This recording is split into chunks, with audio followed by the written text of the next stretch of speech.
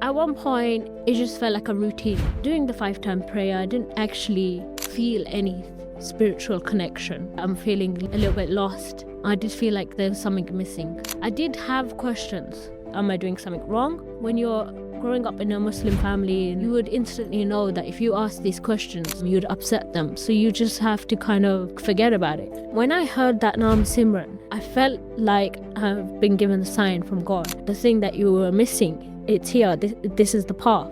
Sikhi came to me when I heard that Naam Simran because it really touched my heart. Like, I felt that spiritual connection instantly. I started watching the videos, Joga Singh. I started listening to Kirtan nearly every day. I was going through a lot of depression. I wasn't eating, I wasn't sleeping. As soon as I heard that Kirtan, I felt different. All that pain, that depression, it's going away. I was getting horrible messages from my family. How can you do this? You're going to go to hell. You're going to take us to hell with you. Or your grandparents that have passed away, they're going to have punishment in the grave because of what you've done. It was affecting my mental health. When he came out of the Gurdwara after taking Amrit, his face was glowing and it was amazing just seeing that. And I just felt, if this is how he looks after taking Amrit, there's this spiritual glow on his face, then him making this decision to become a Sikh is not a bad thing. Well, so why was I panicking? I wasn't scared anymore. I felt like Maharaj giving me the strength to not be afraid. When I walked into the Gurdwara, I felt it. I felt that spiritual connection instantly. That, okay, this is where I'm supposed to be. My health was getting better. All these changes started to happen as I embraced Sikhi. When we found Sikhi, it's like Maharaj saved us. The Kirtan, as soon as you when you listen to Kirtan, it touches your soul. You feel instant peace. You're feeding your soul. All that pain that I was feeling was going away instantly. Oh, that was the sign that gave me the strength to make that decision to embrace Sikhi. That this is what I was missing in life. When you have so much love for Maharaj, I feel like that's enough to tell you that wherever is around you, all these distractions, all the things that are holding you to this world, it's not worth you wasting time on all these things. That connection to Maharaj is all you need. My old name was Hanifa, and now my new name is Haneet. Haneet means happiness. As soon as I heard that meaning of the name, made me feel overwhelmed with joy, because that is all my journey has been. I found Sikhi and I've only been happy. All my life I've felt like something was missing and I wasn't happy and I was going through a lot of stuff, but when I embraced Sikhi, all that changed. I've been happy ever since.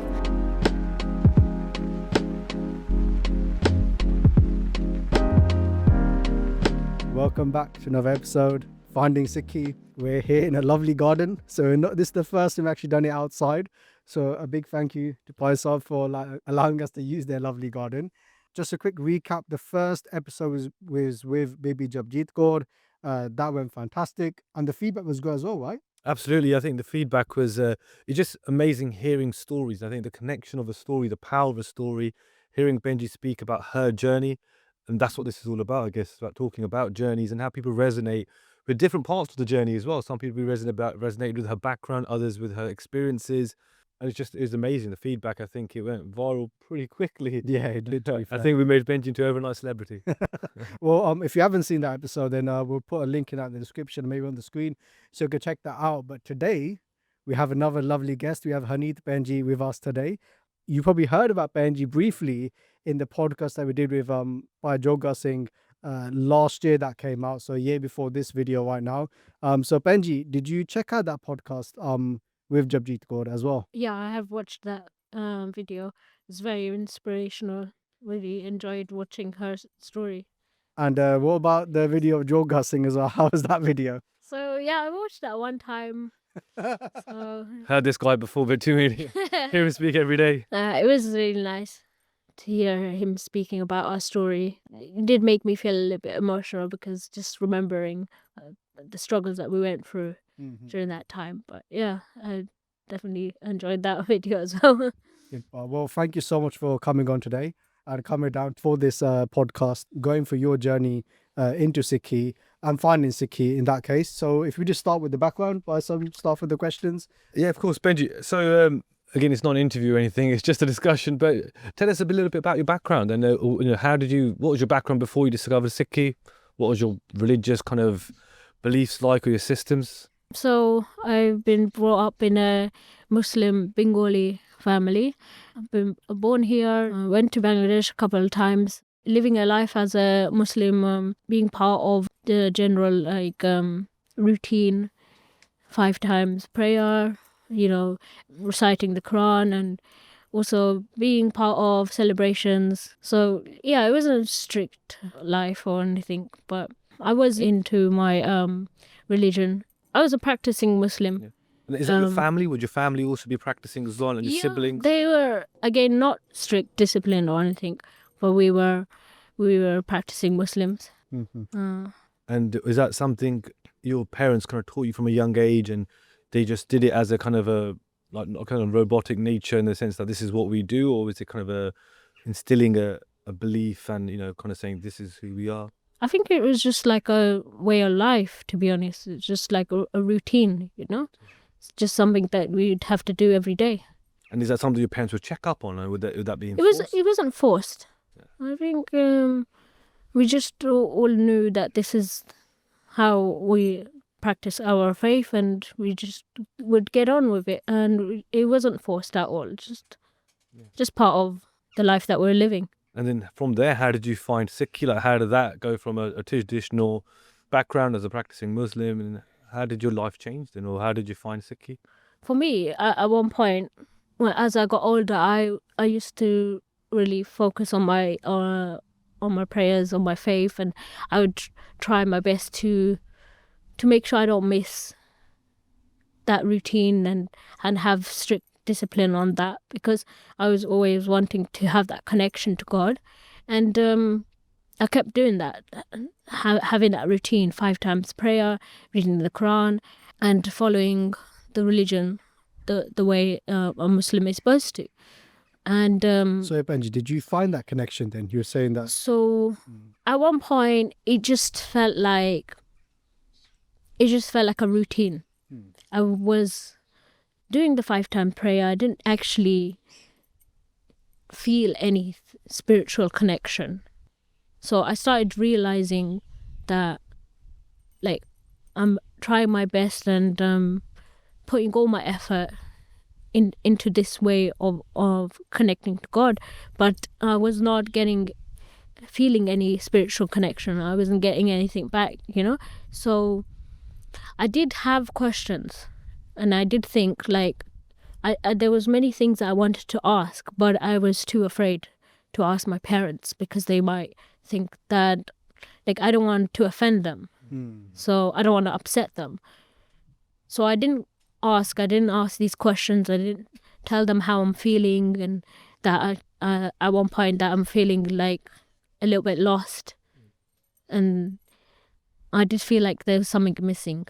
What questions did you have, if you don't mind me asking? So I was like wondering, like, if you are putting all this effort and devotion towards the prayers you do, and then there should be some spiritual connection. There should be some type of you should be getting something from all this.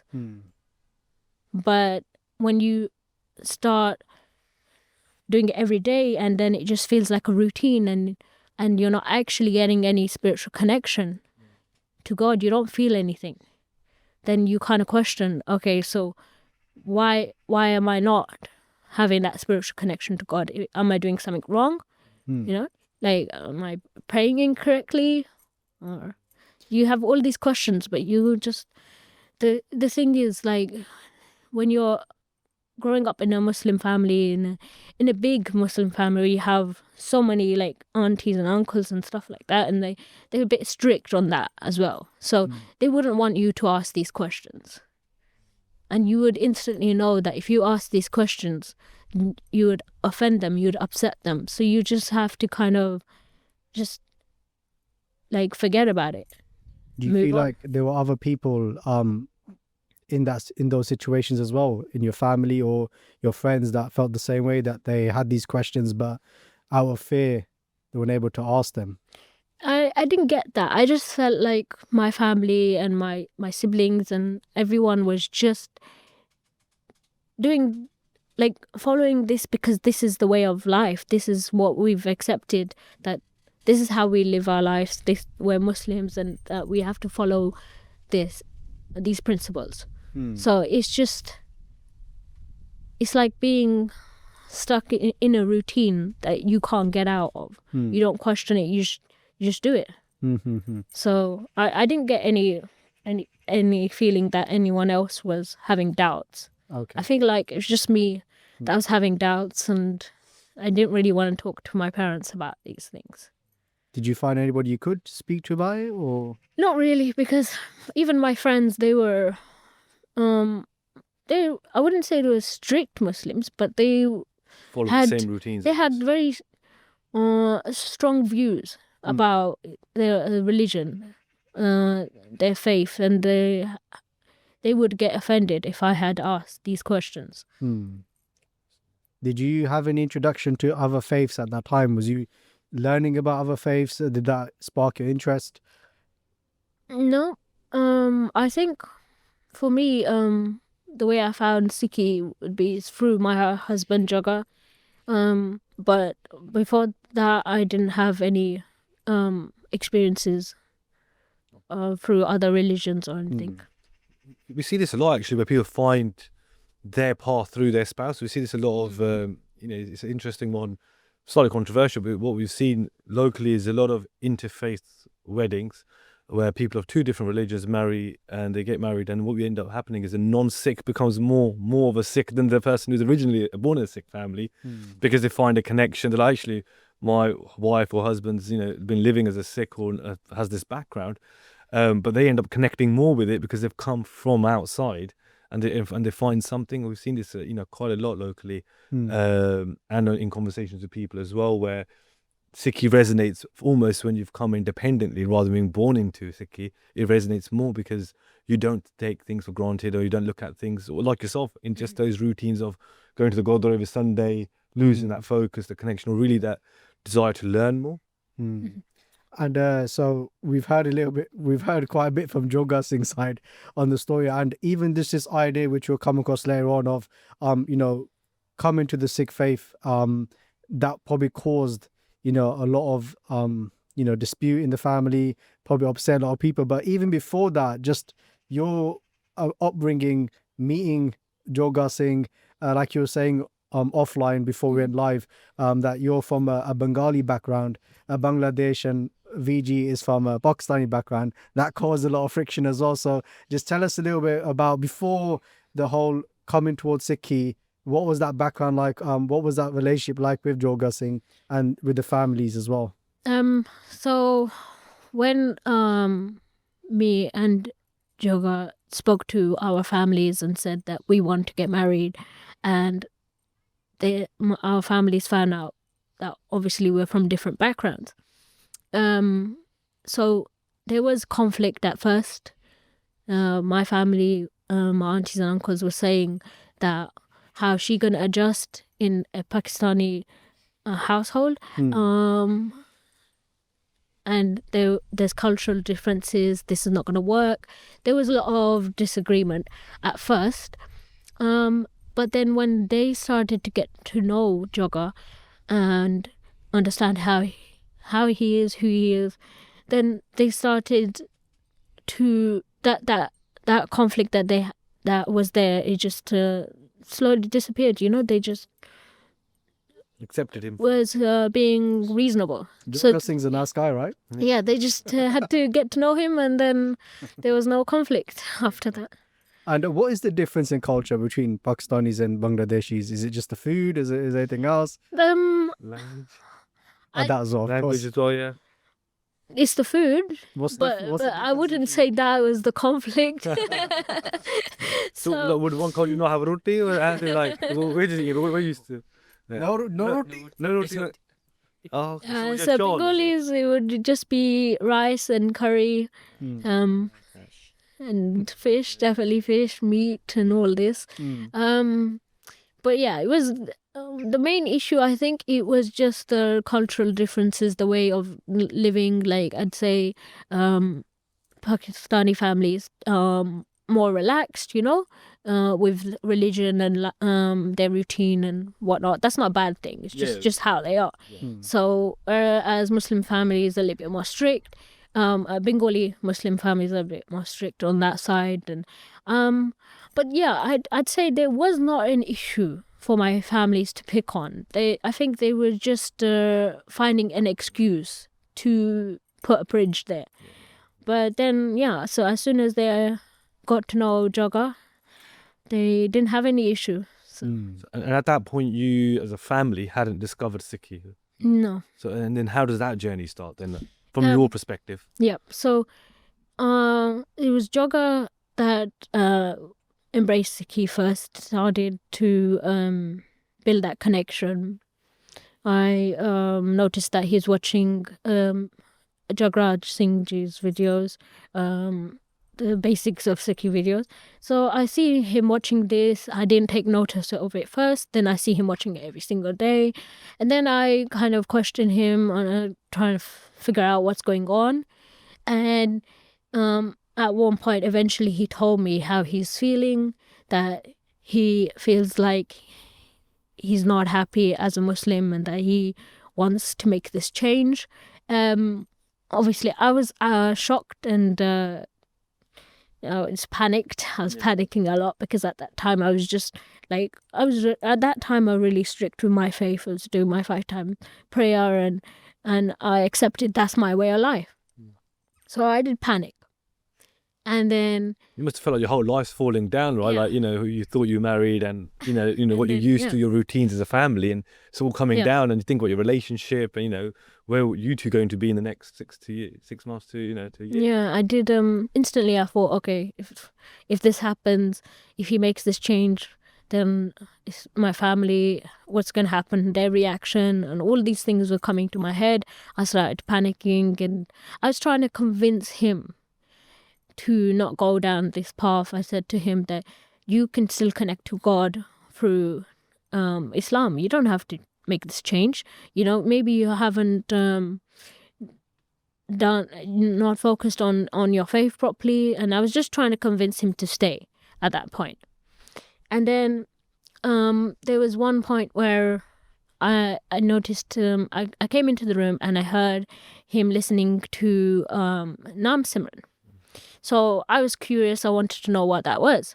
So he played the Naam Simran, and then I had this instant connection. Like, he played it and I started crying and I got emotional and I was surprised and shocked and I was confused as well. I was wondering, like, why am I having this reaction? Why am I feeling like this? And how I mentioned I was feeling like something's missing when I was doing my prayers through the Muslim way. So when I heard that Naam Simran, I felt like I've been given a sign from God. Like, the thing that you were missing, it's here. This is the path. So for me, Sikhi came to me when I heard that Naam Simran because it really touched my heart. I felt something. Like, I felt that spiritual connection instantly. So then I started being understanding, and I stopped telling Joga to stop thinking like this. I told him. So I started asking him questions, and I started watching the videos from Joga Singh, and I started listening to Kirtan nearly every day, and the Kirtan was, and the Naam Simran, the Kirtan was giving me like peace. I felt peace. Like, I was going through a lot of depression at that time. I wasn't eating, I wasn't sleeping. So, sorry. As soon as I heard that Kirtan, I felt different. It felt like whatever I was going through is disappearing. All that pain, that depression, it's going away. So, sorry, I'm getting a little bit emotional. It's amazing how I felt from that Don't mind me experience. asking, so did you understand the Kirtan? So Joga explained to me that in this Naam Simran that he's playing is just repeating God's name. So I didn't understand until he told me what the meaning of that was. And that one Kirtan I kept listening every single day. But I would do it secretly. Like me and Joga, what we were going through and we were learning about the Sikh religion, and we were doing it secretly. We didn't want our families to know that we're doing this. And then I think it was about a month, I can't remember. It was a very long time ago, so I can't remember when it happened. But Joga did come and tell me that he wants to take Amrit. And he explained to me what that is. And then he's basically telling me that he's going to fully embrace Sikhi. So at that point, the panic wasn't there anymore. I didn't want to stop him from making this decision. I wanted him to be happy. I don't want to be the person that stops him, be a bridge in between that. For me, at that point, my Sikhi was not as strong at that point. I was I was still figuring out things for myself. I said to him that I'm not going to stop him. If you want to take this step, you can. I'll support you. I'm your wife. I'm supposed to support you. So I supported him. I went with him when he went to take Amrit. And when he came out of the Gurdwara after taking Amrit, his face was glowing, and it was amazing just seeing that. It made me emotional. I felt like crying, and I just felt like okay, if this is how he looks after taking Amrit, there's this spiritual glow on his face, then him making this decision to become a Sikh is not a bad thing. So why was I was thinking, why was I having all these doubts, and why was I panicking? And then I just thought, okay, now we have to figure out how we're going to tell our families. But still at that point, it was just Joga embracing Sikhi. I was still in between, because I didn't make a decision at that time. And neither of your families knew at this point either. So you take a number, and it was just like you kept it within yourself. Yeah, they were asking, my so Joga always comes with me to see my mom, my siblings. I have a lot of siblings, so yeah, we always go there to visit them nearly every week. We have a really strong relationship with them. So at one point I had to keep making excuses to my mom, saying that Joga's at work, he can't come. She would do these big parties where she would invite all the family and whatnot. Just in general, just even if it wasn't a birthday event, she'd just invite everyone over. And she would always ask, where is Joga? Why he's not coming? And I had to keep saying that, sorry, he's at work. He couldn't make it. And then at one point, I think it was like a few months, like about 3-4 months, I can't remember, but it was quite a long time. And then my mom noticed that he's not coming at all. Like, she hasn't seen him for a very long time. And now she's asking questions. She did kind of come out with, I've noticed, that he's been growing his hair. And I forgot to mention that, he also stopped eating meat. So before my mom stopped seeing him, when he came over to the house, he would always ask for the vegetarian dishes, and my mom picked up on that. And then so she asked me, I noticed that he's growing his hair, and I noticed that he stopped eating meat. And then she's saying to me that, is something happening? Is he unwell? And the word sick never existed, and the thought even never came into anyone's mind? Or? So my mom, actually, she did mention that. And that shocked me. I didn't know where she got it from. But she said that she said that she only sees Sikhs do this thing where they don't eat meat and they grow hair. Is that what's happening here? She said it in words that were not direct, but I straight away told her, no, what are you saying, Mom? Like, no, this is not, he's just has stomach pain when he has meat, so he's a vegetarian now. That's why I had to make an excuse. Even my grandmother was picking up on this. My grandmother was saying, why is he not eating meat? What's wrong? And I said, I had to make this silly excuse where he's watching his diet, he doesn't want to put on weight. Oh my God. So yeah, I was making a lot of excuses. But then I told Joga, look, it's getting difficult to keep making excuses. And also my older sister at that time, she had her first child. So they want us to meet. They want my husband to meet the baby, obviously. So they were the questions and the pressure was building. So I was telling Joga, look, we need to tell our families now. I can't hide this anymore. So I decided to speak to my mom on my own. I didn't want my siblings being there because my siblings are a little bit older. Like, I got a brother that's 20 years old. Yeah, so my siblings are quite mature and older now, so they would definitely create a scene. So that's why I decided to talk to my mom on my own. So I told my mom, look, I need to talk to you about something important. Can we go to the park behind the house? So we went to the park behind the house. And on her face, you could see that she instantly knew that I was going to tell her something that is not good news. She was getting worried.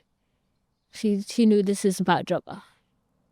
So the first thing I did was I had a picture of Joga in his Bana with the turban and everything.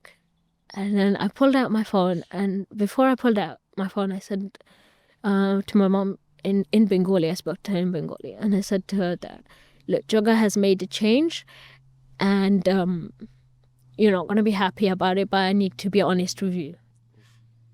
So I pulled out my phone, and then I showed her the picture of him in this attire, in the turban, and she straight away said, like, she panicked. She straight away said, oh my God, he's become a Sikh. And I said yes, and he's made this change, that's why he was not able to come and see you. And then she straight away said to me that, okay, look, just because he's made this change, you don't have to ruin your life. You can leave him, we can find another guy for you, you can get you married again, and don't tell your brothers and sisters anything until I've spoken to them, and just go home and sleep on it, and if you can, try to convince Joga to come back, but if it's not possible, then don't ruin your life and I'll find someone for you. So she was saying all these things, and I wanted to tell her at that point that I've chosen to take this path as well. But just seeing her, she literally started crying. So I couldn't say that to her face. I couldn't say it to her. So I let her say what she wanted to say. We went back to the house, and I told my mom that I need to go home. I've got some errands to run. So she went upstairs. My brother told me that she's went straight upstairs, and she's been sitting in the room and she's really quiet. So my brother called me 30 minutes after I left, and he was saying, oh, why is mum quiet? She's sitting upstairs on her own and she's not talking to anyone. And then I felt like, oh, okay, I can't lie to them anymore, and it would be easier to tell them over the phone, because in person it would be more difficult. So I told him on the phone, look, I've made the decision of becoming a Sikh. Joga has become a Sikh. He's embraced the Sikh religion, and I'm also going to make that change. And on the phone, he started screaming, shouting at me and getting really upset. He said, what are you talking about? And he's so confused and he was so angry. And so he started speaking to me in a very rude tone and swearing at me, and all this stuff was coming out of his mouth. But I understand he's upset. He's hurt. People say things when they're hurt. So then I was like, okay, he's not going to listen to me, so it's no point in me arguing with him. So I hang up the phone. Then my mum called me a few minutes after, and she said to me, why are you saying this? I told you to sleep on it. What's all this nonsense? You're saying that you want to be a Sikh?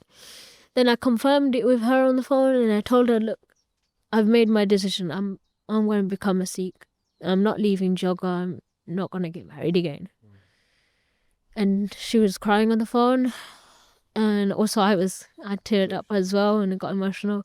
And I told her, look, I'm not trying to hurt you, but I've made this decision because this is what makes me happy.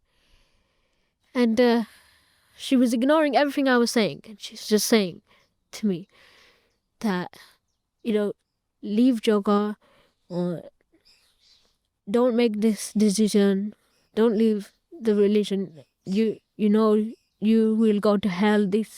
You will be. She was saying all these things like she's just saying everything that's against my decision, basically, and she's just trying to convince me, just come back to the religion, don't make this decision. So the conversation lasted for about 30 minutes, and then I said, look, Mom, I made the decision, I'm not changing my mind, I'm becoming a Sikh.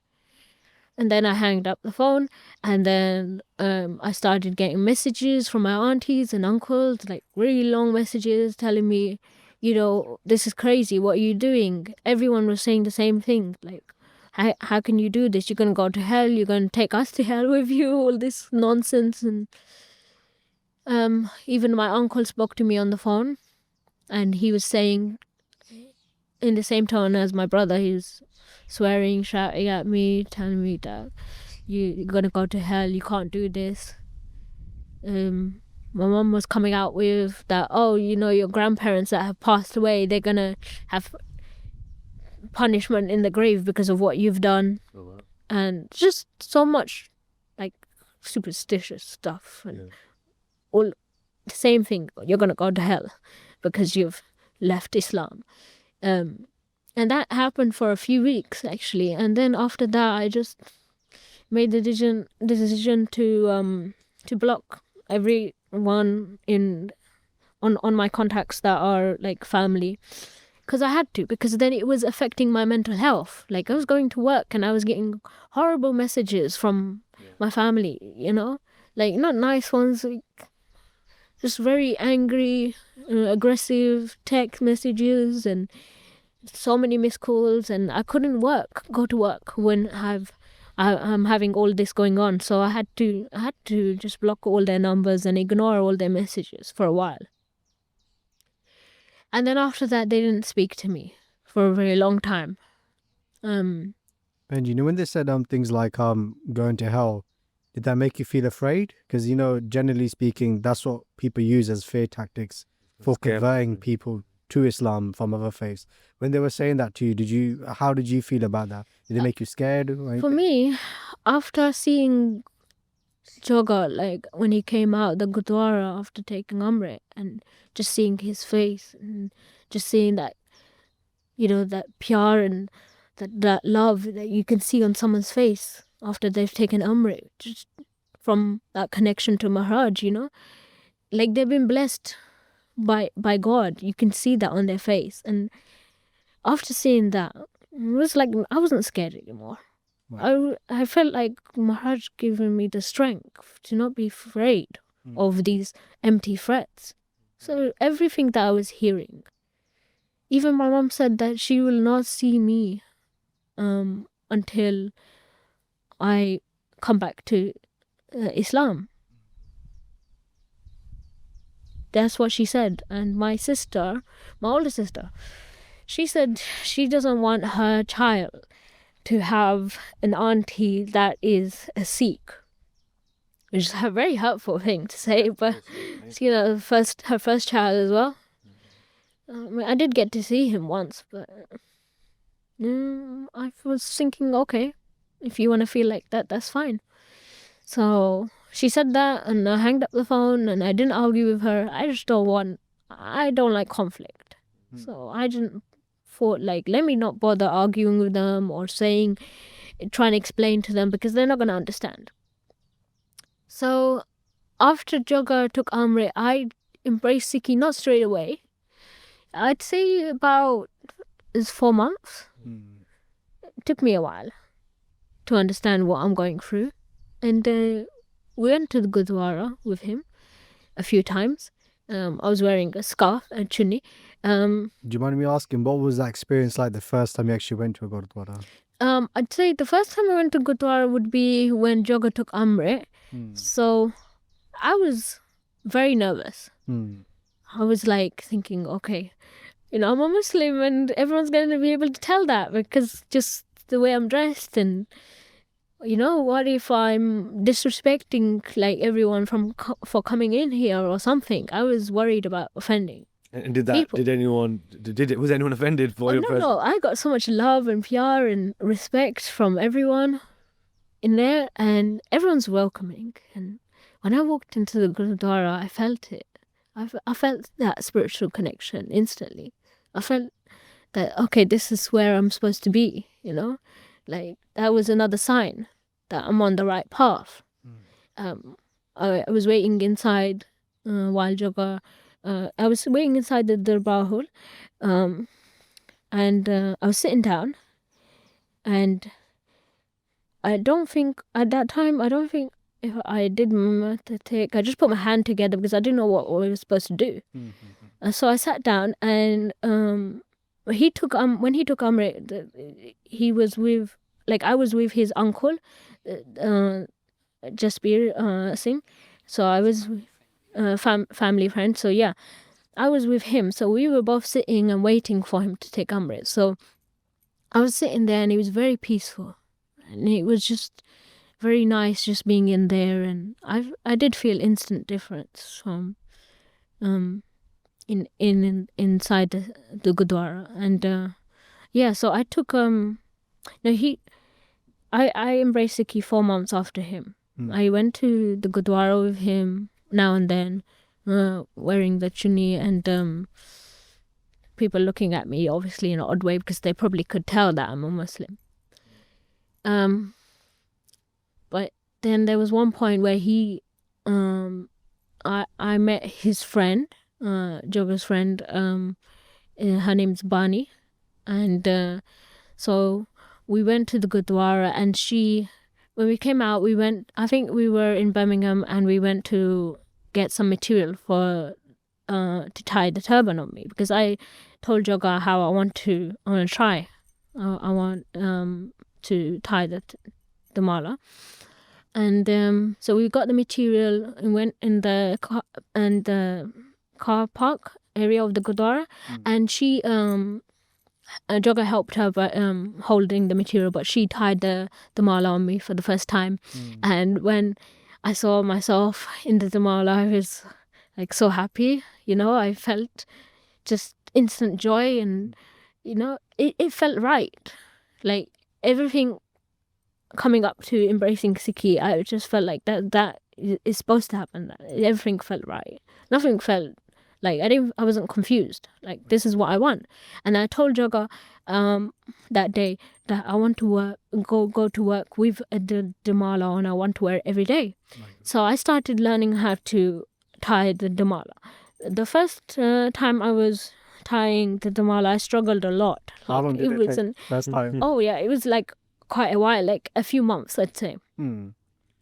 It took me a few months I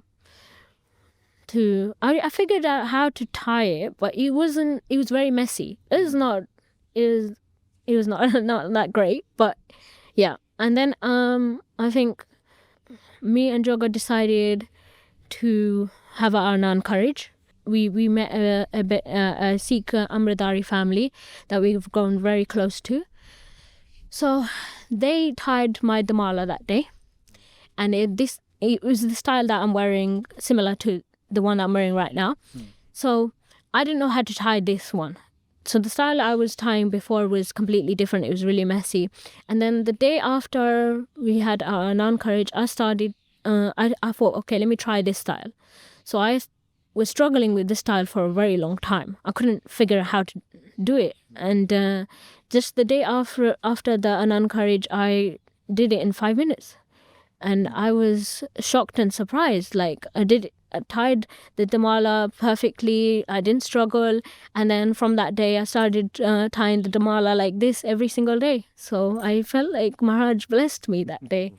And you just mentioned Nand Kaaraj there, Benji. What was that like, having the Nand Kaaraj with Vicky? Yeah, so that was, Joga mentioned how it's important that we take this next step.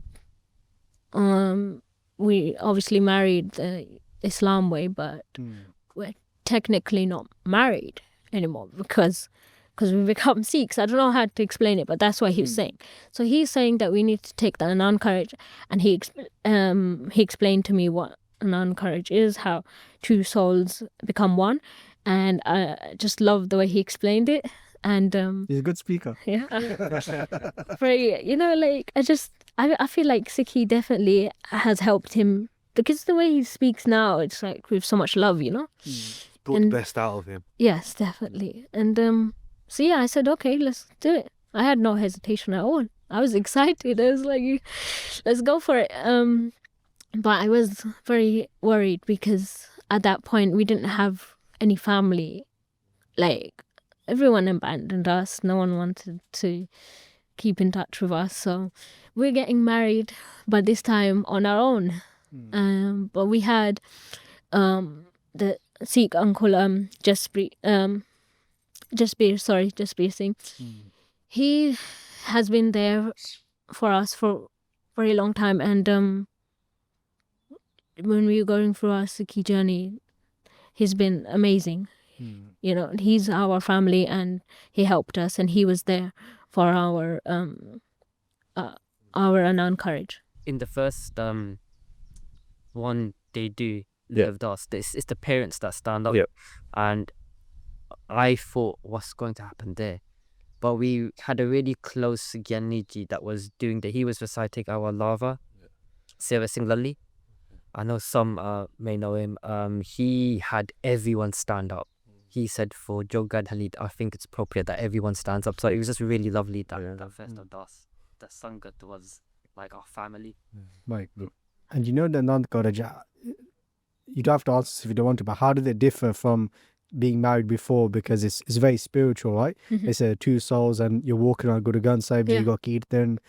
How was that experience actually partaking in the Anand Kaaraj in the Darbar of Guru Granth Sahib Ji? How was that like? For me, I felt very, I'd say, I felt overwhelmed because, there's everything happening so quickly. But then at the same time, I felt happy, and I was being in the presence of Maharaj. Just that was amazing, and that spiritual feeling, like the Anand courage was so peaceful, and it's a beautiful experience for me. And definitely I got emotional, and it was a huge difference from the way I got married to Joga through the Islam way. Like, we were in separate rooms, we didn't even see each other. There was no spiritual aspect to that. Nothing against Islam religion or anything. It's just there are different ways of getting married, But when you get married through Anand courage, everyone is there, and you just feel so much love from everyone, and you definitely feel that love from Maharaj, and I felt like that was another part or that's another stepping stone in my life. Like, that's just part of that journey that I was on. That's something that I had to do to get to where I am now. So yeah, when I had my Anand courage, everything changed. I felt like that's when I actually started fully embracing Sikhi. I started doing my nitnem. I was doing Kirtan every single day at home, just listening and reciting the shabads and singing, and just doing that every day. Just started helping me through what I was going through, because at that point I started letting go of all the depression I was going through. I was sleeping better. I back then I would be up all night. I wouldn't sleep, I wouldn't eat. So my health was getting better. I realized all these changes started to happen as I embraced Sikhi. Benji, I know you mentioned this earlier as well, and it's a bit of a personal question, if you don't mind me asking. When it comes to things like depression and stuff, if you want to go through any detail in a little bit, what was you going through, if you don't mind sharing that? You don't have to if you don't want to. How was the Kirtan, how was that uplifting you? What was that experience like? Just for those who might be struggling, either have been through similar situations where they've listened to Kirtan, listened to Gurbani, and that's given them that support or the uplifting feeling. So with the depression, that stemmed from the relationship I had with Joga's mum. Not going too much detail, just we didn't have a good relationship. There's a lot of conflict. There's a lot of arguments every single day. And was he living together with his mum at the time as well? Yes. So he has one sibling, he has his sister and his mum, and that's it. So we were living with them too. So it was like every day there was an argument or some type of conflict or screaming or shouting. And then if you're suffering from this every single day, you're going to work. Eventually you start having depression, anxiety, all these things start happening. So yeah, this is what caused the depression. I didn't feel like eating. I couldn't sleep at night. Arguments would happen in the morning, 5 in the morning, when we was trying to sleep. It's a very toxic environment. And we went through that for a couple of years. Me and Joga went through the same depression, same stress. So when we found Sikhi, it's like Maharaj saved us from what we were going through. Sorry, I don't want to get emotional. And the Kirtan, it touches your soul. As soon as you listen, sorry, I'm just gonna drink some. No, so take your time. You okay to continue, Benji? Yeah. So when you listen to Kirtan, it touches your soul. You feel instant peace, like you're feeding your soul. It's like when they say that Bana is so powerful, and just listening to the shabads, it's amazing how it makes you feel through the Kirtan and the Naam Simran. Just listening to that every single day and reciting and repeating, and I was singing as well alongside the Kirtan, because it made me feel really happy inside, and all that pain that I was feeling was going away instantly. And that was the sign that gave me the strength to make that decision to embrace Sikhi, that this is what I was missing in life, that the life I was living as a Muslim, I just felt like that, okay, for some Muslims, they find God, they find connection to Maharaj that way. But for me, I felt like Maharaj was telling me that, no, this is not your path, this is your path. Everything that happened leading up to me embracing Sikhi, I just felt like that Maharaj was telling me that this is the path that you need to go on. And for me, that Kirtan definitely, the Naam Simran, the first one that I heard, that changed my life. You kind of when we were speaking about this earlier, you moved through the storyline quite quickly, and I was looking at my phone quickly at the Joga Singh podcast, because VG had a few moments like the first time he did Japji Sahib, for example. Where was you at that time? Did you see that experience, or did you listen to any Gurdwara at the start as well? Did you have any of these kind of experiences or things that would happen in those first 4 months? For me, I'd say that doing my daily nitnam was like, like connect your soul is, you start doing nitnam every day and you start doing kirtan, and when you start doing this every day, you start to feel that connection slowly to Maharaj. Obviously, it doesn't happen instantly, but over time, I started feeling that warmth, that love, and, like that strength. Like, because when my family abandoned me and stopped talking to me, I only cried once. After that, I didn't cry for them. I didn't think about them.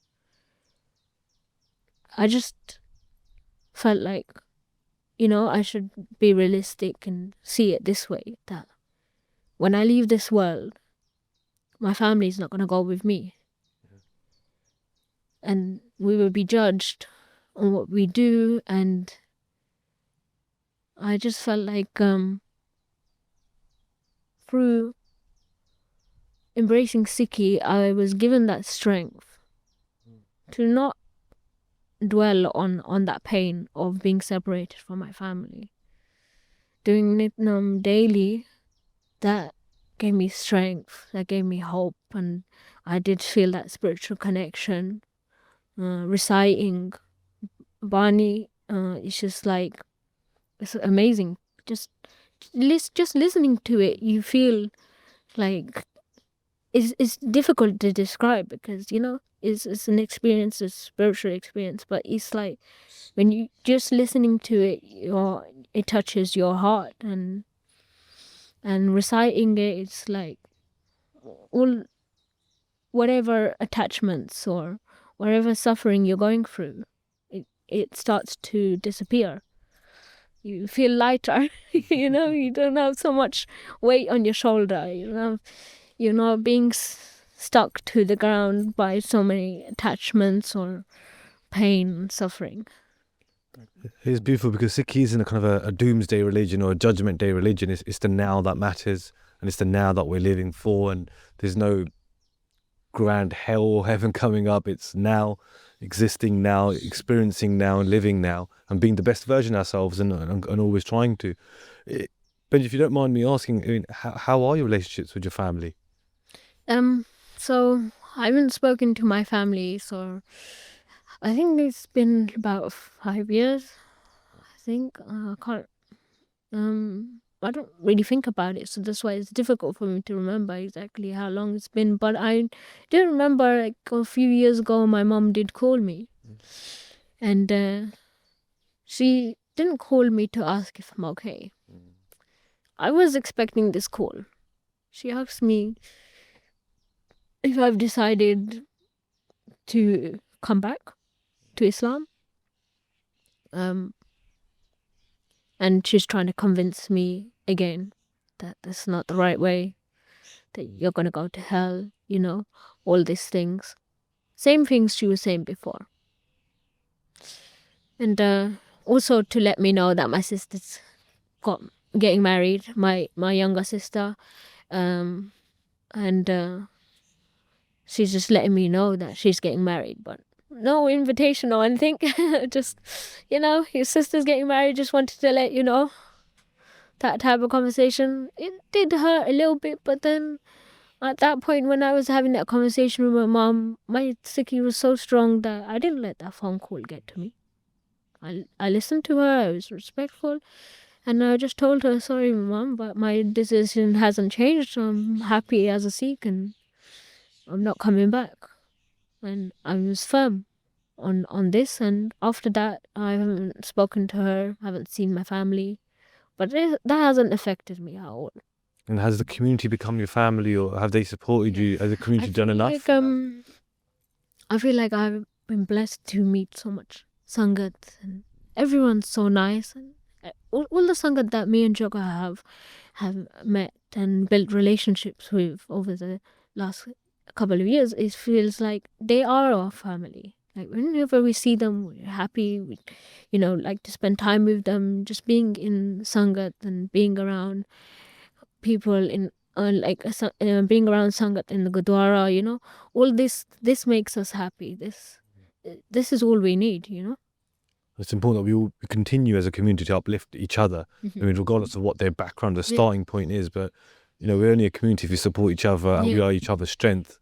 And Guru Kirpa Kar, we always strive to be each other's support, strength, and good and bad days, because we'd all see everything, right? Everyone experiences a good and a bad day. In terms of one thing that was good with the Japjit Benji podcast is that she told us some of her general struggles that she faced, especially for somebody else who might be finding Sikhi coming in the path. Anything that you felt that was a bit of a struggle at the start when it came to coming into Sikhi? Examples maybe like I don't know, maybe if it's too much Punjabi in the Gurdwara, or like the langar's too spicy and they should like spicy food. Anything that More jol, more rice.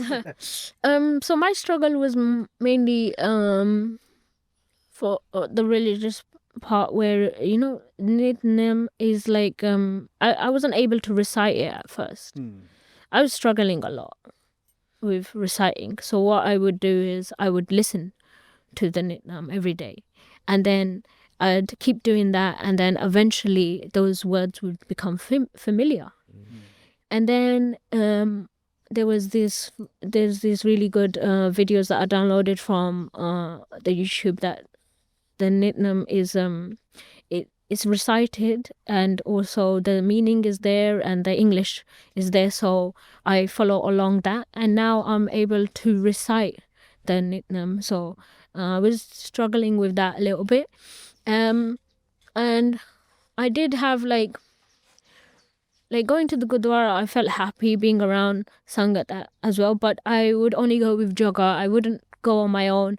I'd always be a bit anxious and be a bit reserved, because coming into new community, for me, that was a big thing.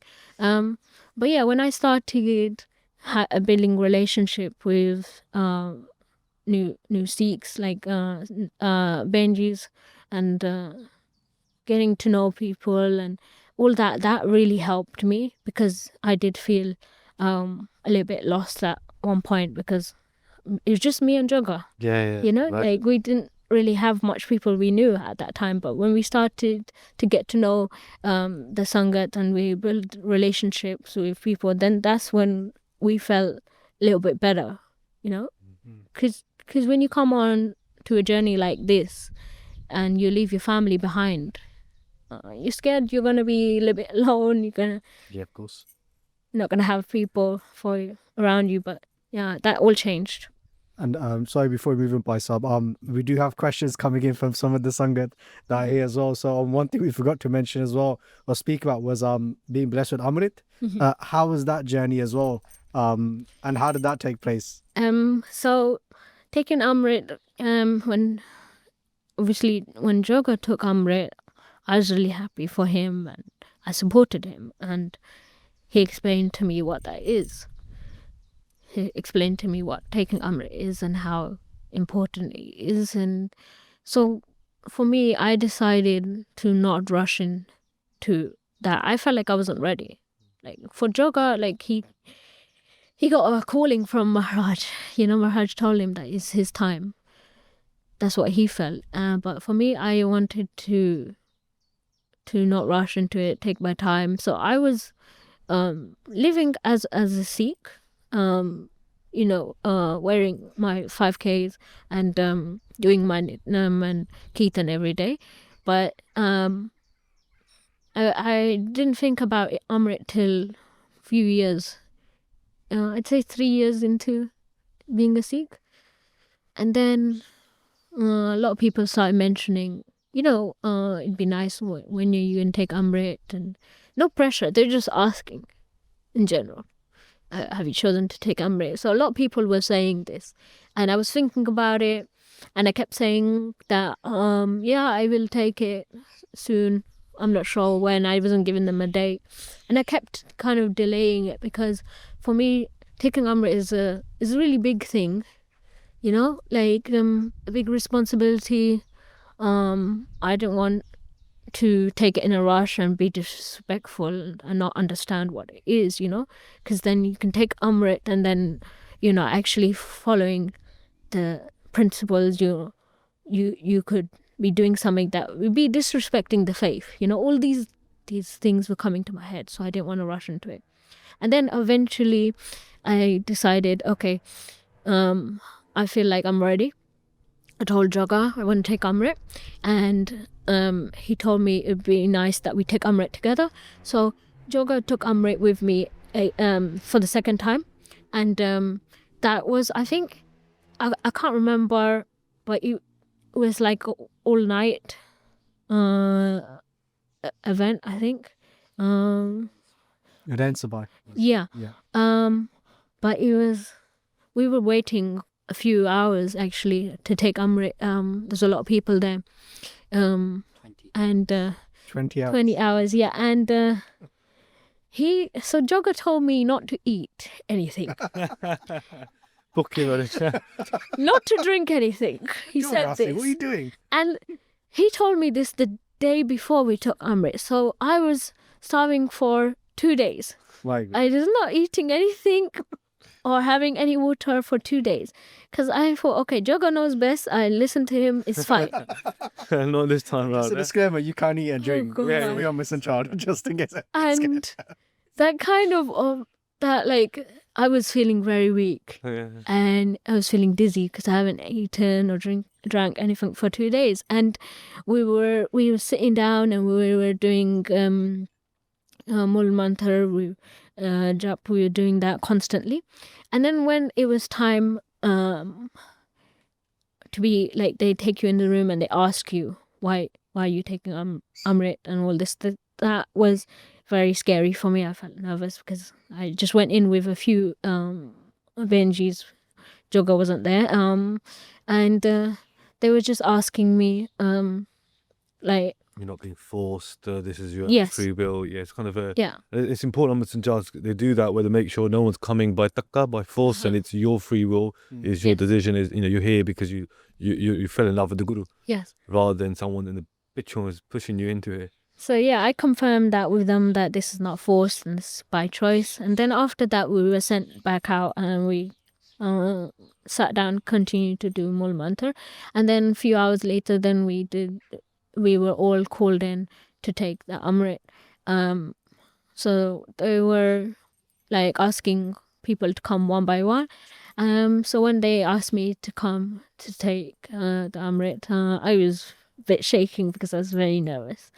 And so when they started giving me Amrit, and I felt that the Amrit on my face, and it was amazing. I was, I was speechless. Like, I was feeling very. I felt that connection instantly. Like, I felt that this is something. It's so hard to put it into words, but just feeling that Amrit on my face, I felt love, I felt pure and connection to Maharaj, and I was shaking because I was just feeling all that. Just feelings and emotions. Yeah, and I was, I did get emotional. I did start crying, and then when we were asked to go to the back of the room after taking Amrit just to do Naam, Jap Naam. So we were doing Naam, and then I kept jumping Naam, and then at one point I was feeling dizzy, and because I hadn't eaten, I think. So I looked behind me to see where Joga is, and he's in the corner. He's fallen asleep over there. So he's fallen asleep. And then at that point, when I focused my attention back to the front and I kept doing the Naam, I felt dizzy and I felt like I was going to fall. So I nearly fainted, so I fell back, and thank God the Benjis were there behind me, so they grabbed onto my shoulder because I was about to fall on the floor. I was literally about to pass out from weakness. So they gave me Joga Singh water. wake up at this point? No, he's still sleeping. He's still sleeping when I sat down and drank some water and I felt better. And he didn't know that all this is happening. So is that. Joga told me not to eat for 2 days and I nearly passed out. And like we said before, that's generally not the case where you can eat. And most Amrit and Jars are not that long, but Kevadi some Amrit and Jars are quite long as well. But yeah, the way you put it in words, sometimes I thought, okay, let me not take the risk. If he's like, Yeah. so I decided, okay, I'll be fine. I'll be fine for these 2 days. And but apart from that, the experience was amazing. Like, it's very difficult to explain, but I feel like someone needs to experience it to feel it. But you definitely feel like that connection to Maharaj. You feel, your soul has been touched, and it's an overwhelming experience, but in a good way. It's like you only realize what's just happened when you've actually walked out of the Gurdwara. You're like, oh my God, you've taken Amrit. You've been given such a big blessing. Now you've got this responsibility that you need to uphold. So I was gonna just ask, just out of interest, so you might just say Joga Singh as your spouse, but out of interest, what inspires you? Like, what keeps you going every day as a Sikh? Like, what's your inspiration? I think that love for Maharaj I have deep within me. Like when I do Naam, I start having spiritual experience sometimes, just start crying because of that love for Maharaj. And that's the main focus here, that connection to Maharaj. Because when we leave this world, we're not going to take anyone with us, We're going to be judged, but we're going to... When you know, obviously, of the Sikh religion, and you know that there's that... I can't pronounce it. Reincarnation? Yes. So you know about all this. So you're aware, and having that awareness, gives you. But it's not out of fear. Just It motivates you. Yeah. I resonate with It that. The idea is motivates like, you. Yeah. there's an opportunity to escape the rat race. Yeah. And my motivation is not to join the Yeah. rat race of life, but to Yeah. escape that rat race. Yeah. And if the rat race is reincarnation of different species, it's the motivation. You know what? I don't want to come back in that sense. And there's no big judgment. It's what's going on right now, what I'm doing right now. And that's my opportunity to escape the rat race, is the now. And I feel like when you're doing Naam every day, and you're being around Sangat, and you're listening to Kirtan, and you're reciting Gurbani, you're being given strength and blessings from Maharaj every single day, and everything works out in your life. Like all this pain and suffering has gone, and you're being given signs that this is the way. So when you have so much love for Maharaj, I feel like that's enough to tell you that wherever is around you, all these distractions, all the things that are holding you to this world, it's not worth you wasting time on all these things. That connection to Maharaj is all you need.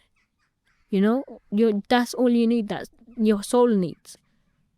And that gives me motivation every day, and the courage and the strength that, don't get distracted. Keep on this path. And obviously, someone coming into Sikhi, there's going to be struggles. It's not going to be perfect, but you don't give up. You have faith in Maharaj, and Maharaj takes care of you. And I felt like Maharaj has taken care of me, even though my family has stopped speaking to me. I felt that pain for a little bit, but then after that, that pain went away. I don't have attachment to my family anymore. I think about them, I care about them, but I don't let that hold me Back in. Yeah. And one thing that's being given also is a new name, right? That VG Kali mentioned to us as well. So you don't have to share, but what was your name before, and what is your name now, if you're happy to share that with us? Yeah, I don't mind.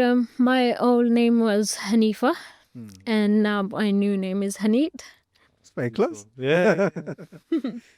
Yeah. And do you know what Haneet means? Did they explain it to you? Yes. So Haneet means happiness, and as soon as I heard that meaning of the name, made me feel overwhelmed with joy, because it's like, that is all my journey has been.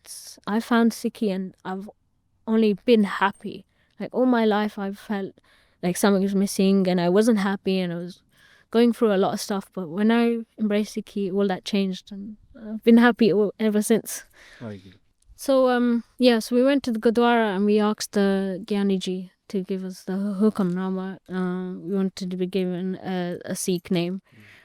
This is before your Amrit Sanchar. Yes, right? this was before. And just letting them know that I'm coming into Sikhi, so it'd be nice if we have a Sikh name. So yeah. So you said to him, be nice. Just like so yeah, they given us the letter H, and then me and Joga and Uncle Jasbir, we went through some names, and Haneet was the one that stand out for me because of the meaning. Right. So I chose that. Thank you. Just because Benji, what advice would you give to someone who's starting to kind of consider embracing Sikhi, or Sikhis found them, they're exploring it as a path? What advice would you give them? I mean, you've had so many experiences and you're not, that old in that sense, but you've so many life experiences and faith experiences. What advice would you give to someone else? So someone that's considering to embrace Sikhi, I'd tell them to be aware of all the facts and situations, that don't rush into it. It's a big decision. Like, do it because you want to, Like, don't be worried about what your family is going to think, Sometimes you have to make decisions in life that might hurt your family. You're not purposely doing that to hurt them, but it's going to make you happy, You need to choose what's best for you. But you have to be aware that what background you're coming from, if your family is going to stop talking to you, all these things you have to just be aware of. And if you feel like coming into Sikhi and that makes you happy, then go for it. But also know that you're not alone. That when you come into Sikhi, there's so much love and PR from the Sangat. So don't be worried that you're going to be alone. So that's what I would say. Perfect. Any resources, books, or anything that kind of helps or can help someone think, who's interested in Sikhi? I'd advise them to go through the basics of Sikhi channel and watch Joga Singh's videos, because that's helped me and Joga, and I have so much respect for Joga Singh. He is amazing, and and what he's left for the Sikh generation, the young Sikh generation, is really important. And I feel like that's the best way. Because so far you spoke a lot about the spiritual side and the Kirtan and the Naam Simran. What about when you started learning about, like, you start watching the videos again by Joga Singh, you spoke a lot about Naam Simran and the power of Kirtan and these kind of things. But what about when you started learning about like Sikh history, the Sikh gurus, and obviously, like, we've taken Amrit, for example, you have like Guru Gobind Singh Ji's story. Yeah. How was that for you, learning all this stuff? Was anything that stood out to you as well? I feel like Guru Gobind Singh Ji's story, that made me emotional, but the strength, he sacrificed his family and for Maharaj, like for humanity, and all the things that the Sikh gurus have done for humanity, for Maharaj, every single one of them, their story, it is important to me. Guru Gobind Singh Ji's story really touched me, and that inspired me. Like, even if you lose your family, you have Maharaj taking care of you. You shouldn't let these things pull you down. So another question for you: how do you feel like Sikhi affected your marriage? What impact did it have on your marriage, from before being married and then afterwards embracing Sikhi, both of you guys? Was there any change? So me and Joga, we would always have this strong connection with each other. Even before we became Sikhs, we were very close, like best friends, And so I'd say that we would always think alike. Like we would always be thinking the same thing. We'd support each other with the same thing. So as Muslims, we were in our spiritual life very disciplined. We were on that routine, constantly doing our 5-time prayer. So even now as Sikhs, we are disciplined on that routine, and but as Sikhs, I feel like we've come closer. Our relationship has come closer, we're more stronger, and I feel like that connection to Maharaj only gets stronger when you have your spouse to help you in that journey. So there is a difference, but yeah, we've always been connected. It's so important. I think Baji wants to say something as well. I think it's really interested to hear this, but it's so important having your spouse on board, because you've got a choice. Your spouse can either be the one dragging you down or uplifting you, and it's really important having a spouse who's pushing you and motivating you. So what was your first reaction to seeing Baji wearing a Bana? I was a bit confused because I didn't know that you wear the Bana without having the pajama. So I was thinking, wait, did he forget to put it on or something? So I was a bit confused. And then I'm seeing him going outside, going to work with the Bana on, which looked really nice on him. It looked amazing. I was thinking, why is his legs so? I was thinking, maybe he forgot. Should I mention this? So I did kind of mention it to him. And I asked him, and he said to me that this is the way you wear the Bana. Like, you just wear the kashira underneath, and you don't need to wear pajama in the hot weather. They apparently provide the pajama, you can wear it in the winter. But yeah, he told me this is normal. So yeah, I was a bit confused because I didn't know. And just going back to the point about the dastaar, what made you want to wear the dastaar? Because again, it's not to say it's compulsory for especially for Bibia to wear the dastaar. But what made you want, especially the Malla as well, right? Like, Yeah. what made that decision come about? Well, when I asked Joga that about the Damala, and I said, do women wear this? And he says yes, but not all women, but women can wear the Damala. So he's given me this information. So I said, okay, I'm gonna try. Just I was curious, like, when you're learning about things, you just want to know.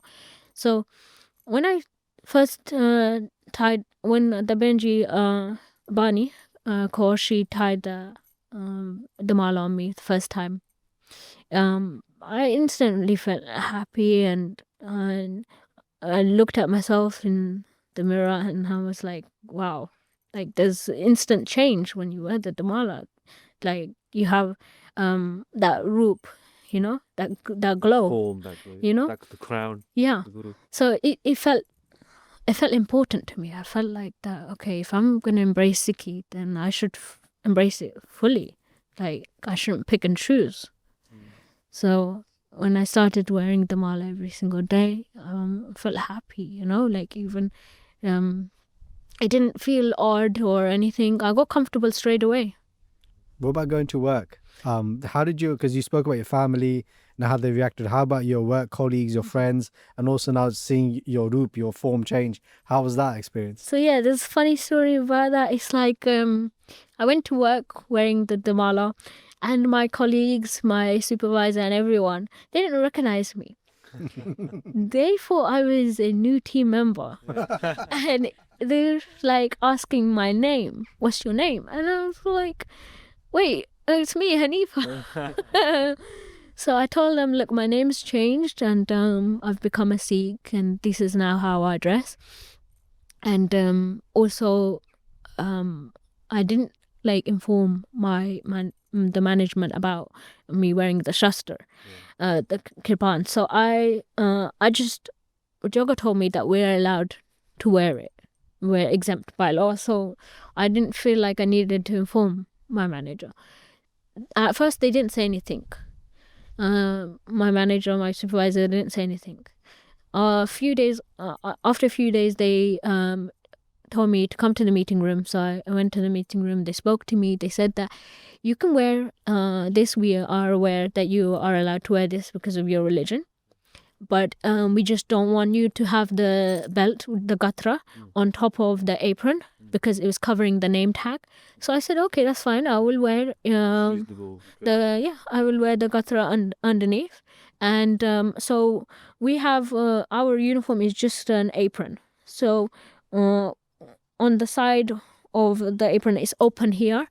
So that's where I put my shastra. It's on view all the time. I don't hide it. I'm a Sikh, and I feel like I shouldn't have to hide who I am. And I get a lot of customers, and when I started wearing the kirpan at work, a lot of colleagues and everyone was asking. So my manager told me that I should have a meeting with all the team members and just let them know why I wear this. So I told them about 5Ks and why we wear this, and gave them a brief explanation who I am now, that I've come into the Sikh religion. So I gave them all that information, and they felt better. They felt more safe after knowing the reason why I wear the shastra. And then Sikhi prachar. That's it. yes, First experience. Communication is key in every, like even in workplaces and relationships. It's key talking to people, and and I often say we'd have to justify things. We just have to communicate things in a respectful manner. We'd have to justify my decision to wear a star. This is me. Yeah, I'm here to do a job. I'll do my job and go home. yeah, and so I told my regular customers that knew me, that they noticed this change. They said, wow, you look amazing. They noticed all the different colored the malas I wear, so they always mentioned that.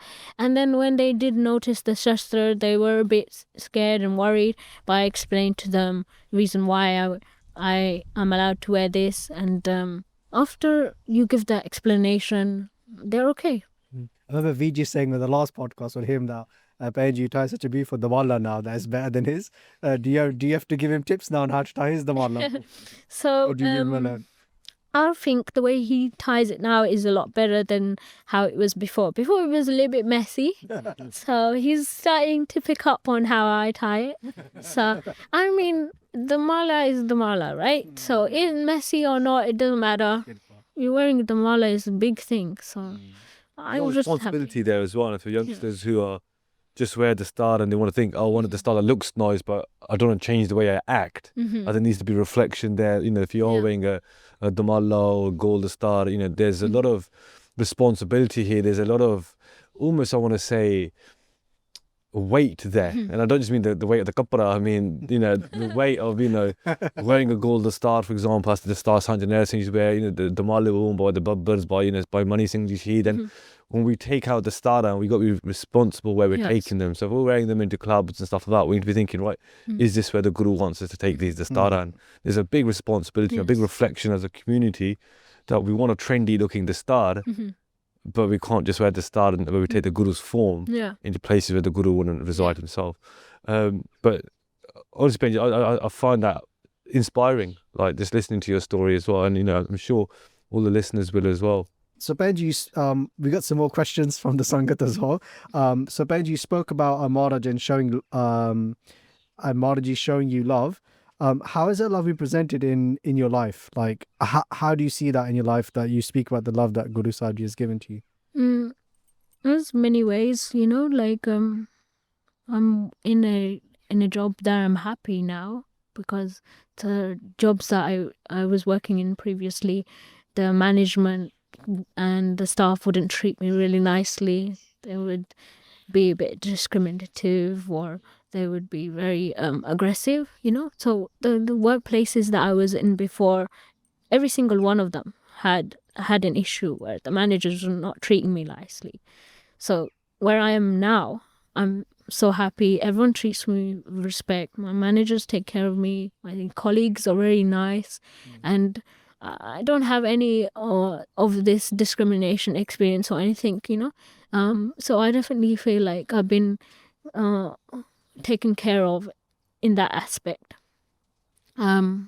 because I was obviously suffering from depression at home, but when I was in my previous jobs I was having issues at work as well, so that was causing depression as well. So now my home life and work life are both in a better place, so that's one blessing. And another one is definitely I feel awake, like I've been woken up from I feel like I was always sleeping, like you're living life but you're not actually living it the way you're supposed to. So definitely I feel like Maharaj has woken me up and told me that go on this path and everything will be better. And a final question from the Sangat. How do you maintain your connection with Guru Sahib Ji over these years? So the longer, as anybody knows, the longer you practice faith, challenges do come, and sometimes connection, could be difficult. How do you maintain your connection throughout all these years? I think Sangat is really important. It's really important that you stay connected with your community, that you have those people and you connect with those people and you keep that connection, and you, as much as obviously you'll have to work, pay bills and whatnot, but you need to make time to go to the Gurdwara. You need to make time. You put Maharaj first before everything, before work or anything. In everything in your life, we always put Maharaj first. That's your that has to be your main priority. So you make sure you stay around Sangat, you spend a lot of time with them, you have your someone to help you to stay on that right path. So when I've got Joga, he's always influencing me to be a better Sikh. Just I feel like he came into Sikhi first, so I always take my inspiration from him. But also I'm watching a lot of I like to read, so I read a lot of like Sikhi books, like by Randir Singh ji, by Rama Singh. So their stories are they're very inspiring and they have definitely helped me. So I definitely feel like stay connected to Maharaj. Make sure that you're making time. Your main priority is Maharaj. You go to the Gurdwara, you have Sangat there. You're around the people that are on the same path as you to help you. Yeah. Awesome. We'll go towards the end of the podcast now, and just a quick fire round. So whatever comes to your brain straight away. Favorite Kirtani? For me, I don't have favorite. I just like I love Kirtan, and I love listening to Gurbani and the Shabad, because I always feel emotional and it touches my heart, and just it makes me happy. So it doesn't matter who's singing it. It's just that like when they're singing with love and pyar, It's the love that matters. and when you just listen to it, everything changes. Do you feel like peace. just listening, or do you like singing along as well? I like singing, but I do it quietly because I'm very I get really nervous in case someone hears me. So What about at home when Joga's on? Would you sing loudly then? I sing loudly there. That's where I'm comfortable. And favorite pracharak, kathawachak, talker? There's many. It's very difficult to put a name on it. It's like everyone's inspiring, Everyone that's on the Sikhi journey is like. That's a good political answer, that, isn't it? Yeah. So how's your Punjabi now, Benji? Would you be able to understand Punjabi fluently, or? Growing up, I already knew Punjabi fluently. Like, I can't speak it because my pronunciation is a little bit off, but I understand Punjabi fluently. I understand Hindi, Urdu, Bengali. I understand these languages. I can speak Bengali fluently. But yeah, me and Joga are learning Punjabi, so hopefully we should get there soon. It's hard learning a second language. I think I said it last time as well. Favorite food? I'm more of I like my dal and rice. Yeah, that's my go-to. Yeah. So naturally, Joga Singh taking Amrit and becoming a Sikh, it changes the dynamics of your relationship. So you have really had a moment where you had to think, what do you want to do? So, you know, do you want to join Sikhi, not just to save your marriage, but you know, this is a lifelong commitment. Yeah. And how was that then? How did you say, look, I want to choose Sikhi because it's for me, not just kind of go because Joga Singh's gone in that direction? So Joga made it aware to me that if I chose not to take this path of being a Sikh, that he wouldn't be able to be with me. I was thinking about that, but then also I thought, okay, wait, I can't make this decision just because I want to be with him, because it's a big decision. Absolutely. And then also I'm thinking, my mom saying that, oh, she can get me married again. So that was going through my head. Then I sat down and I thought, okay, look, I have all this love for Maharaj already before becoming a Sikh. I already have this connection and already have this love and passion to have connect to Maharaj. So I feel like that is the best reason to go on this path, because from the experiences as a practicing Muslim, I didn't feel like I was connecting to Maharaj. And that is the reason why I went on this path. And I also took my time to embrace Sikhi. I didn't just do it straight away after Joga. I wanted to understand what I'm doing and wanted to make the right decision. So that's why I was in two minds. I was confused at one point. So I waited I was being patient and I was waiting for that confusion to disappear. And when I knew that this is what I wanted, I made that choice to become, to embrace Sikhi. So that's really nice to hear, because remember when we were speaking to Joga Singh for the last podcast, he did mention this as well to us, that, you know, it was your own decision. Ultimately, like you said yourself, you took your time and you had your own experiences when you heard that Naam Simran and so on. So that's nice to hear as well, that was your own decision. And the ultimate truth is that it is our own journey. Yeah. You know, Sikhi is an individual journey as well, and our families sometimes are with us and sometimes our spouses aren't. But, you know, to keep that connection going and to keep our Sikhi alive, we've got to keep moving forward, regardless of what people are doing around us as well. Now we're just Move on back on, now back to the quick fire round. Okay. If you could have any superpower, what would it be, Benji? I'd say create peace in the world. That's all I want, to be honest. Definitely do with that, I guess. And there's a lot of conflict at the moment. Best piece of advice you've ever received, just generally in life? I got advice from Benji that I'm very close to, and about how you never have doubts. In your journey, you will be going through a lot of struggles, but you don't have doubts on Maharaj, because Maharaj is there to take care of you. He's everywhere. Maharaj is everywhere and always watching over you and always taking care of you, but don't have doubts. Because when you let doubts come in between, like your journey, or if you let doubts slip in, relationship, that's when you start losing that connection to Maharaj, that spiritual connection and that devotion, and you start falling back on your old habits. You start letting that depression and stress come back. Definitely. amazing. And what's your most embarrassing public moment? That's a very difficult question. Was because there's lots of them, or was because No, it's just like how to explain. When you're coming into Sikhi and you go to the Gurdwara and they do ardas and you don't know what you're supposed to do, and so when everyone's standing up, you kind of stay sitting down, and then you realize, and then you stand up straight away. So that was a bit awkward for me. By the time they're sitting down and you're standing now. And then last, if you could meet anyone, dead or alive, who would you want to meet? It's a very difficult question. So okay, I'd say Guru Gobind Singh Ji. I feel like that's the best answer. It's the only answer you need. That's beautiful, Benji.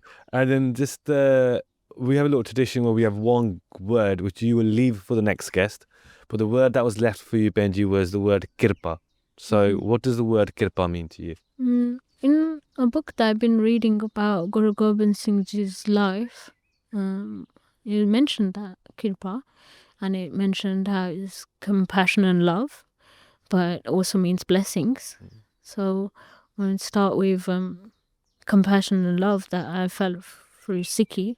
Maharaj has given me a new life, saved me from all the suffering that I was going through, and blessing, definitely feel like been given a second chance in life to be awake, fully aware of what is important. And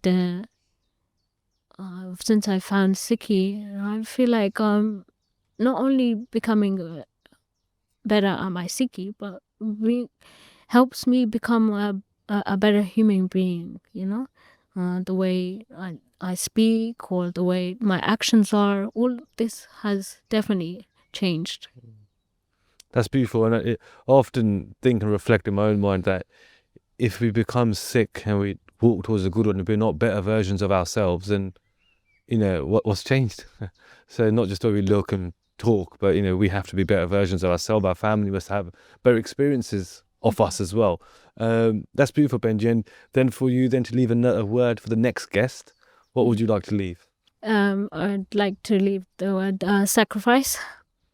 Ooh, Nice. that's good, Interesting. Different takes on it. good answer. Hopefully get the next guest. No pressure.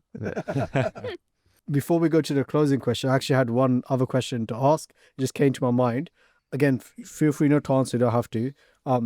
Coming into Sikhi, one of the biggest challenges that we see people face, especially Bibia, and people almost use this against Sikh Bibia as well, is about case and keeping their hair. And I know Guru Kirpa, you know, you've been blessed with Amrit Dad, and keeping case is a part of that. How have you found that? Have you struggled with that? Would you have to share your experiences? And you know, is there anything you'd like to say to any of the other Bibia out there? Because a lot of the times other faiths will use this against Sikhs and the Sikh Bibia as well about case. But it'd just be nice to hear your vichar from someone who's come from outside the faith and now embraced this as well. Well, I've always liked having long hair. Even when I was a Muslim, I didn't like having my hair cut. My hair would grow very long at times past my knee, but my mom would always tell me to trim it. So I didn't like cutting my hair even then. And when I embraced Sikhi, the aspect of keeping hair was really important to me. When you know why the Sikhs keep the hair, and when you understand, I feel like that is enough. Like when you embrace Sikhi, you can't. It's amazing, you know. There's so much aspects of the Sikh religion, and what I'm trying to say is like you can't pick and choose. When you give yourself, when you've chosen to go on this path because of the love that you have for Maharaj, then that is enough reason to tell you, you know, keep your hair. You can't pick and choose what you like in the Sikhi principle. Just go with it because you're doing it with PR. Perfect. Thank you so much, Benji. Thank you for a very lovely podcast. It was a great conversation. Thank you for being so open as well and sharing your experience as well, and not being afraid to be a bit emotional as well, and, you know, sharing your experiences with us. So we're very thankful for having you on this podcast as well. Very thankful that VG came down as well, did a podcast before. I'm very thankful to Paisam as well for helping us with this seva and beautiful garden as well. So just before we finish off, just a final message, a final question to you. If you'd like to just leave your final thoughts with the Sangat. If there's one message or teaching from Sikhi you'd want everyone to understand, what would it be? I think that the Sikh religion is just love and trust and truth, you know. That's what a Sikh religion is, and also you get strength from it, and it's a way of life. So I definitely feel like if you choose to embrace Sikhi, then have faith in Maharaj. Don't give up, and stay strong. Thank you. And that's even for those who are still on the Sikhi path as well. Mhm. Stay strong, keep that faith in Guru Sahib Ji as well. Thank you so much to Benji. Thank you to all the Sangat for tuning in as well. If you enjoyed this podcast, if you have any questions, please leave them in the comment section. And if you have any guests as well, anybody that you think we should be bringing on, we have the links in the description for how to contact us and recommend other Guru Sikhs going forward as well. Any final words from yourself? No, honestly, that was it's a very different podcast to Jabdi Benji, but I think it's definitely. I felt like I've walked out a little bit more inspired in the sense that some people to find. I'm born in a Sikh family, not an Amritari family, but in a Sikh family, and we take it for granted. But then when you hear stories like this, it just changes and it makes you think that. Bloody hell, man! Some people got to fight a lot harder to be here than I have had to, and we really appreciate your strength, Benji, and the Sikh and the teachings you're giving us as well. We really appreciate that. Girpa. So thank you so much. And actually got one last question. It's just one answer, right? Let's move a light-hearted question. You said it earlier, so I'll ask you again. Especially after the Amrit Sanchar experience, does Joga Singh know best? I feel like no, I feel like take your wisdom from Maharaj, your knowledge and everything. Just trust Maharaj, but your spouse is there to take care of you as well, so you can rely on him for those thank things. you. We finish off on that. No, Maharaji knows best always. Yes. But Joga Singh is still glowing though, isn't he? Maybe a good answer to finish off with. I was thinking, you say yes, no, and you go, Maharaji knows best. So you find the perfect answer. How'd you find it? How did you find that? How was the experience? Yeah. It was all right. At first I was a bit nervous. I didn't know what to say, but I think you did really well. Really well. When you watch it back, you see a difference between within 5-6 minutes. I think you were. You just opened you just there's no like. It felt like a conversation. Yeah. A formal interview, like. yeah. It's like you should. When we first had the idea, I think I said to you when we met in the Smile, it's supposed to be just stories and honest and open reflections. And sometimes you will be talking about the challenges of being a Sikh, and we're not trying to hide that away because if someone wants to become a Sikh, they need to know the whole picture. Yeah. And not just the love and the emotion, and they need to know that actually these are the challenges that come with embracing Sikhi, and that way people are conditioning themselves to the challenges of being a Sikh, Yeah. I was a bit hesitant about coming here today because I didn't think about my story for a very long time. And with all the blessings and everything that gives me happiness from being a Sikh and my story, but also there's a lot of pain there. So it's a bit difficult talking about the struggles you go through, especially to the whole world. It's like... So many different relationships, like being a wife, being a daughter, being a daughter-in-law. At a young age, actually be just a child who's trying to connect, and then finding your own way. And they came across so clear that this was your journey. You found strength. You found the love. It wasn't something to do with like Viju. Yeah. It was your own. Yeah. way of I'm glad I mentioned that. And but yeah, I was also worried that I don't want to disrespect Islam, Just And that's not, to be clear, that's never the intention of any of these. I want to be really careful on what I was saying regarding that, because I'm just trying to spread positivity. I don't want... Obviously, you're going to get hate from every video, but I really didn't want to disrespect another faith. I just wanted it... Like, the way I wanted to talk is that, I'm basing my story on the experiences that I got towards becoming a Sikh, and this is... It's like I don't want to put any fault on the Islam religion for chasing me away or anything like that. Yeah. You make that clear that I didn't leave Islam because I have any hate for them or anything. I didn't want that to come across. And that shows maturity as a Sikh as well, because our way of doing things isn't that we're not trying to by knocking them, we want to show that we're better or anything. And that's not the way we as Sikhs conduct ourselves in a professional environment, definitely not on a faith level either. So it's just your open, honest reflection. I don't have anything against the Islam religion. My mum is a Muslim and I love everyone, I respect everyone. And I even have friends at work who are Muslims and they know that I'm a convert. And they have not been judgmental and they treat me with so much respect. There's one Muslim Benji, she had a baby recently, she's on maternity, but every time I came into work we would hug each other with so much love, you know, for each other. Perfect. Good talk. Chalo, should we get to the food? Yes, we're here. Oh, could you finish off there? Waheguru Ji Ka Khalsa, Waheguru Ji Ki Fateh.